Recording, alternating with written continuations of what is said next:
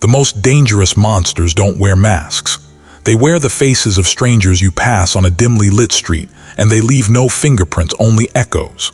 For nearly half a century, the brutal murder of Jane Sanders Britton was one of those echoes, a ghost story whispered in the hallowed halls of Harvard, a case so cold it froze the blood of an entire city. The official file was a tombstone, but the truth was buried alive. Tonight, we exhume it. This is not a case about ancient curses or ritualistic killings. It is a case about a predator who knew that the most effective weapon is not a knife, but opportunity. And in 1969, opportunity was hanging on the side of a building like an open invitation. We don't just cover cases, we exhume them. This is a channel for the families who never got answers and the victims who were forgotten. If you believe every file deserves to be reopened, hit subscribe and drop a comment below. The truth is buried deep, and we need you to help us dig. January 7, 1969. Cambridge, Massachusetts. The air was so cold it felt like breathing shards of glass. The holiday break was over and the students were back, their breath visible as they trudged through the snow towards Harvard Square. For most, it was just another Monday. For 23-year-old Jane Sanders Britton, it was Judgment Day. Jane was not your average graduate student. She was a prodigy forged in the fires of academic excellence. A magna cum laude graduate from Radcliffe, she spoke 6 languages and could paint animal illustrations so lifelike they seemed to breathe on the wall. Her father was an administrator at Radcliffe College, her mother, a medieval scholar. In the Britton household, education wasn't a goal. It was the very air they breathed. Jane didn't just absorb it, she devoured it. She was the kind of woman who would play the organ at a neighbor's wedding simply because they asked and she could. She had a sense of humor that her colleagues at Harvard's Peabody Museum would remember for decades. She was known for disappearing without explanation and reappearing as if nothing had happened. Once, after one of these unexplained absences, she walked into the Peabody smoking room, surveyed the worried faces, and announced with a smirk, "The rumors of my death have been greatly exaggerated." She delivered it like a punchline. She was wrong about it being one. Jane lived on the 4th floor of 6 University Road. To call it an apartment building is a kindness. The New York Times would later describe it as seedy, a place where the peeling paint in the hallways was the least of your worries. The locks on the doors were more of a suggestion than a security measure, an aspirational barrier against the chaos of the outside world. And running up the side of that building, past every single window like a dark vein, was a fire escape. In a building full of future archaeologists, people who spent their lives studying how civilizations fall, nobody ever thought to seal that fire escape. It was an open invitation to anyone with a bit of nerve and a disregard for human life. The night before her murder was unremarkable in its ordinariness. It was January in New England, the kind of night that asks nothing of you except to be in it. Jane joined her boyfriend, James Humpher, and some classmates for dinner at the Acropolis restaurant. She stopped home briefly to change out of her day clothes and into something warmer for what came next: ice skating on Cambridge Common. The Common is a historic park, but that night it held a dark secret for Jane. Years earlier, while still an undergraduate, she had been attacked there by a stranger. She fought him off with nothing but a pen knife, slashing through his clothes until he fled. She never told a soul. That was the kind of woman she was, resilient, private, and unbreakable, or so she thought. She and James returned to her apartment around 10:30 p.m. He came upstairs and stayed for an hour. They talked about her general examination, the gauntlet between coursework and dissertation work that she had to pass that morning. Everything she had worked toward came down to January 7th. She talked about her nerves, her anxiety. When James left at 11:30 p.m., she seemed collected but tense. It was the kind of goodbye that happens between two people who fully expect to see each other in the morning. A few minutes after James left, Jane knocked on the door of her neighbors, Donald and Jill Mitchell. They were fellow anthropology students, close enough friends that she had played the organ at their wedding just months before. They shared a glass of cherry sherry. It was easy, unremarkable, a nightcap before a demanding day. At 12:30 a.m., Jane said goodnight. No one saw her alive again. The morning of January 7th dawned gray and unforgiving. The doctoral candidates filed into the Peabody Museum for their general examinations. Jane was not among them. This wasn't like her. Not on this day. Not after everything she had poured into getting there. James called her apartment from inside the exam hall. No answer. He sat through his own examination with a low, specific unease growing at the back of his mind. The kind of worry that is easy to dismiss right up until the moment it becomes your entire world. When the exam ended, James walked to 6 University Road. He knocked on Jane's door. Nothing. He went next door to the Mitchell's apartment. Donald Mitchell answered. The two men entered Jane's unlocked apartment together. At first glance, almost nothing appeared disturbed. This is often how evil hides, in plain sight, behind a veneer of normalcy. The money on her dresser was untouched. Her jewelry sat where she had left it. Her cat moved through the apartment with the indifferent calm of an animal whose world remained entirely intact. Her turtle crossed the floor at its own unhurried pace. The apartment looked lived in and slightly cluttered, the evidence of someone always in the middle of something. Books open, papers spread across tables, art supplies scattered about like colorful confetti from a party that ended in tragedy. Then they saw the bed. A sheepskin rug and a fur coat had been pulled up and over something large and still lying in the center of the mattress. Donald Mitchell lifted the cover. He found Jane. The medical examiner would later determine that she had been struck multiple times with something sharp or pointed, a tool designed for penetration rather than slashing. One blow had fractured her skull with such force it defied comprehension. The blood was confined almost entirely to the bed itself, which told investigators one horrifying fact. Whatever happened to Jane happened fast. So fast that she never even had the chance to reach for the door handle or scream for help. The murder weapon was never found. Jane's parents arrived shortly after the police sealed off the crime scene. Her father, J. Boyd Britton, still wearing his suit and tie from his workday at Radcliffe, walked through the apartment at the police's request to see if anything was missing from his daughter's life's work and possessions. He found nothing obviously gone. But it was her mother who would provide the soundtrack to this tragedy for decades to come. Ruth Britton approached her daughter's body, still lying on that blood-soaked bed where she had been so violently extinguished. Ruth burst into tears. "She was a good girl," Ruth said, her voice cracking under the weight of a grief no parent should ever know. "I cannot understand why something like this should happen to her." Nobody in that room could answer her question. Not that afternoon. Not for 50 years. But there was one more thing. One final, bizarre detail that would send an entire investigation spiraling into a half-century labyrinth of lies and academic paranoia. Scattered across the apartment on the walls, smeared on the ceiling, dusted across the floor and cruelly sprinkled over Jane's own lifeless body, was a fine red powder. At first glance, it looked like blood spatter from an ancient horror film. But when police collected samples and sent them for analysis, they discovered it was ochre, an iron-rich pigment used in burial rituals across dozens of ancient civilizations, including ancient Persia. For a building full of archaeologists, people who knew exactly what red ochre symbolized, the implication arrived fast and settled hard like a curse.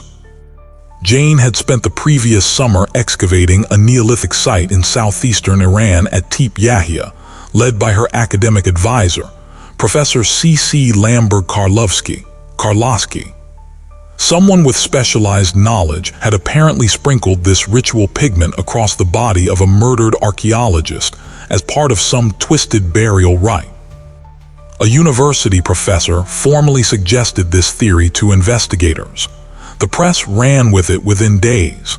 By the time Cambridge's police chief moved to institute a news blackout over what he called inaccuracies, The story had already embedded itself into the public consciousness like a parasite.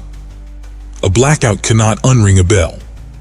The ritual killing narrative, that Jane Britton was murdered by someone from inside her own academic world who knew what red ochre meant, would shape every single interview and define how an entire community understood this case for decades to come. They interviewed everyone. James Humphreys, the last person outside to see her alive, who had an alibi but would carry whispers for life. Donald Mitchell, the man who shared sherry with her an hour before she died. Other students, faculty members who became unofficial prime suspects simply because they knew what Teep Yakya was. There was Professor Lee Parsons, whose professional life crumbled under suspicion he did nothing to earn. There was Mike Garley. There were whispers about the Peru hippie, another student Jane had dated briefly whose nickname tells you more about gossip than guilt. And then there was him, Professor C.C. Lambert Karlovsky. Charismatic but imperious, his students' nickname for him wasn't affectionate so much as accurate, Count Dracula. He had reportedly been critical of Jane's work on the dig in Iran, and witnesses described what some read as an inappropriate personal interest that went beyond mentorship. Within days of Jane's murder, Harvard's Dean of Arts and Sciences called Karlovsky to offer the university's full support, without asking if he needed it or if he had done anything wrong at all, to provide him legal counsel while rumors swirled around him like vultures. He would eventually be promoted to direct the Peabody Museum itself while living under this cloud for 4 decades. When asked about tensions from Iran years later by the New York Times reporter asking about motive, his response was chillingly mundane. There were complaints about too much tuna fish. He was cleared eventually, but 40 years as an unofficial prime suspect is its own kind of sentence. A life sentence in purgatory fueled by a false narrative so powerful it became its own truth. Roughly a month after Jane's murder, a grand jury convened in secret for over 6 months. Every lead was pursued until it hit a brick wall, and every theory collapsed under its own weight until they ran out of clean edges to work from entirely. The grand jury never voted on anyone because there was no one left to vote asterisk for asterisk. It dissolved without an indictment as quietly as it began. The newspapers that had covered Jane's death so obsessively in January simply stopped reporting when they realized there would be no dramatic trial or neat resolution wrapped in a bow for their front pages. The case didn't close officially. It simply stopped making noise as everyone involved went back to their lives. Except they couldn't go back because their lives were now defined by what happened inside that 4th-floor apartment with its unlocked window and its deadly fire escape invitation, waiting for someone sinister enough to accept it. For 50 years, everyone looked inward, at professors with secrets, lovers with motives, colleagues with grudges, believing wholeheartedly that monsters only lived inside your own world if you were unlucky enough to find them. They were wrong. Dead wrong. And they would spend half a century living inside that mistake until science finally caught up with evil. Where the ghost of Jane Sanders Britton haunted the halls of Harvard, for 50 years, the answer was believed to be locked inside a secret society of academics, a ritualistic murder committed by a man who knew the language of the dead. The story was more compelling than the truth. It was a lie that felt like history. But the dead don't lie. They just wait. And in a dusty drawer in a lab that smelled of formaldehyde and forgotten cases, the real killer was waiting too.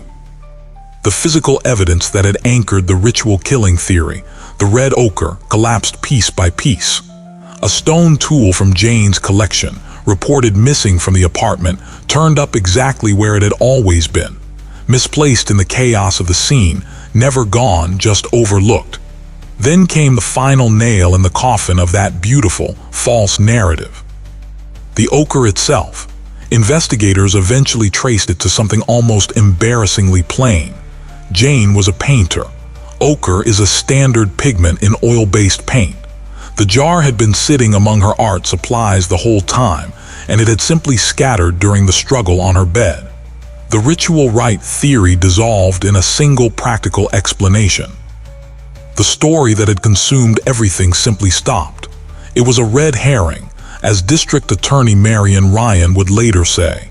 It was Jane's own paint, scattered by a killer who didn't care about archaeology or ancient Persia. He only cared about access. But what about the man who actually did it? What about the biological evidence they collected from the sexual assault? In 1969, DNA profiling did not exist. It was science fiction. The evidence was collected, preserved, and sealed against the possibility of a future nobody could yet picture.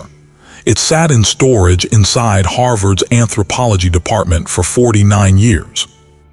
Jane's murder became something that moved through the years the way certain kinds of trauma move, passed forward, not left behind.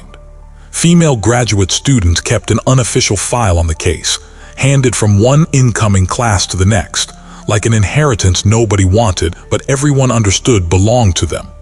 A cautionary tale about the department, the institution, and what it meant to be a young woman moving through a world that had not designed itself with her safety in mind. The breakthrough didn't come from Jane's case first. It came through another woman. Her name was Ellen Rutzick.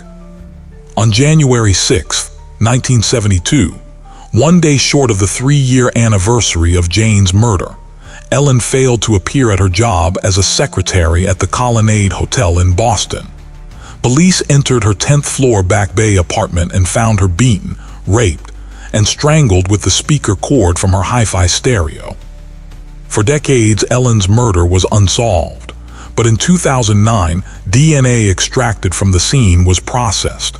In 2010, Boston police received a CODIS hit, Mikkel Sumter.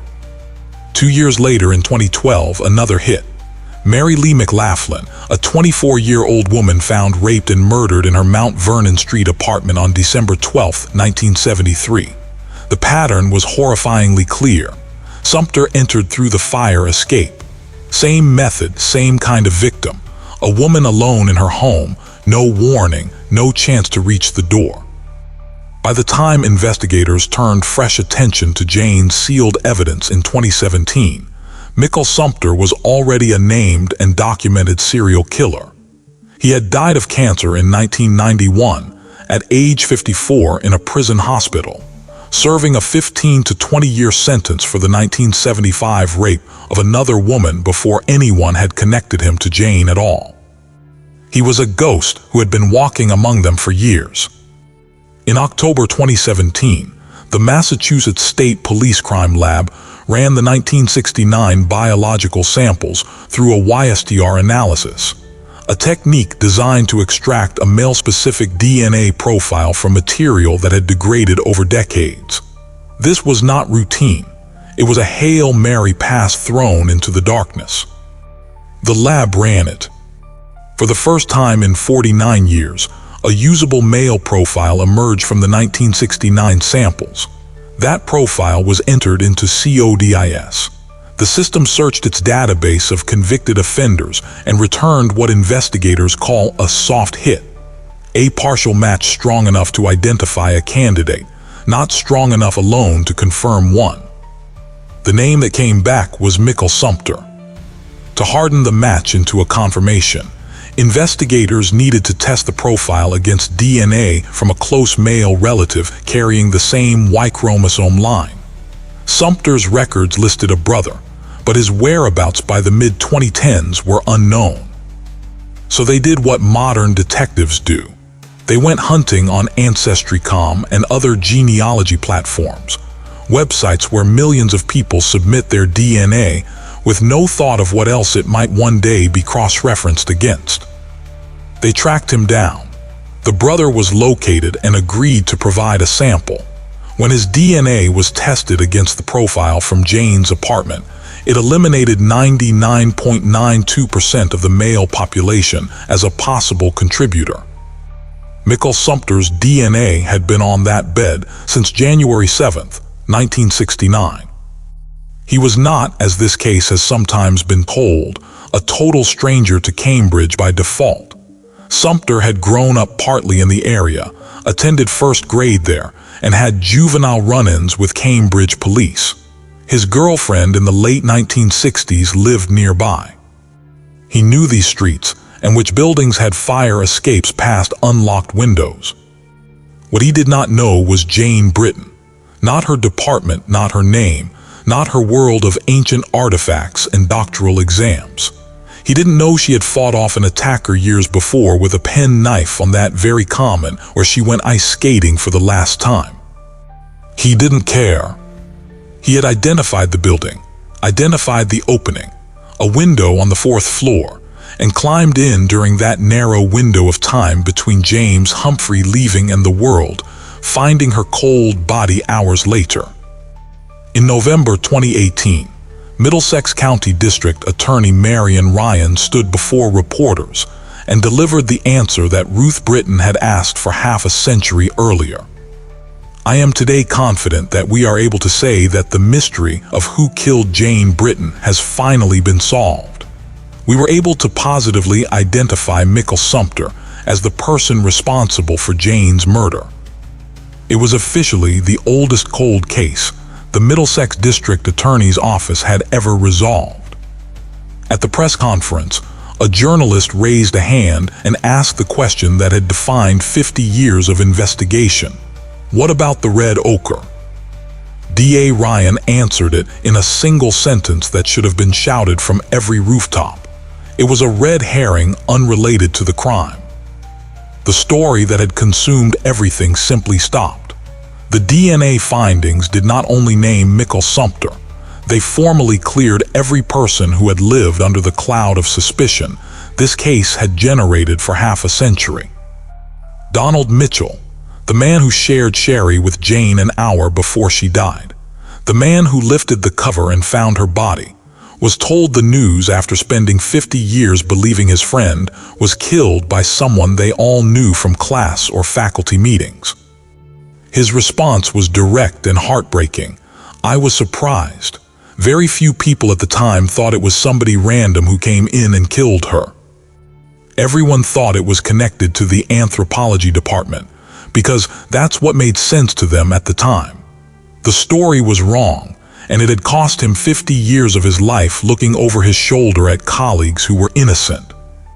Professor Lambert Karlowski, who had spent 4 decades as the case's unofficial prime suspect while being promoted to run the very Peabody Museum where Jane studied, while rumors circulated through the department below him.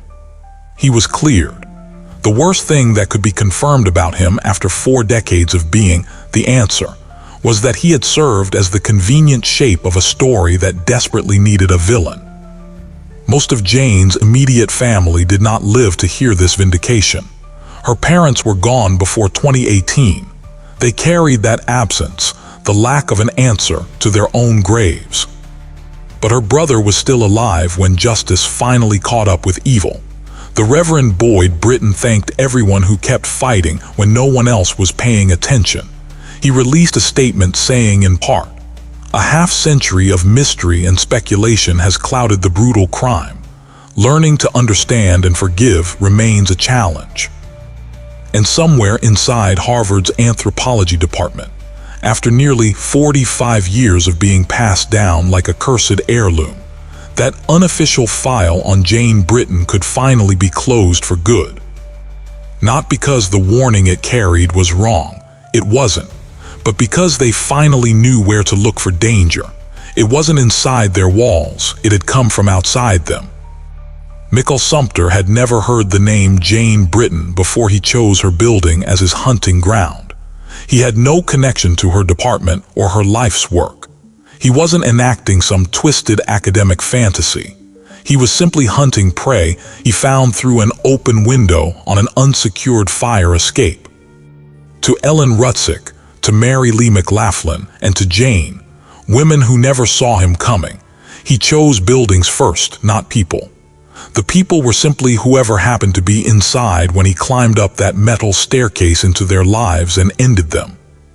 The neighbor who heard someone on the fire escape that night heard exactly what they thought they heard. Someone climbing up to do harm. They were right about hearing him. Everyone else was just looking in the wrong direction for 50 years. The danger had never been inside Jane's world of books and ancient history. It had simply found its way in from outside it, through an unlocked window on a fire escape that nobody had ever secured in a building that Harvard knew was unsafe, but chose to leave that way, because fixing it would have been bad for fundraising optics during their $48 million drive. For 50 years, everyone who loved Jane stood inside her world and looked inward for answers. The answer was always on the other side of that window they never thought to check. So what's left? What do we take away from this? Secure your exits. Check on your neighbors who live alone. Report what feels wrong before it has to become evidence filed away for half a century. Prevention doesn't make for good television. It just means our stories never have to start with tragedy. Jane Britton's story took 50 years to close because we were looking for monsters under our own beds, when we should have been locking our windows against those waiting outside on our fire escapes. No case stays cold forever, but some scars never fade.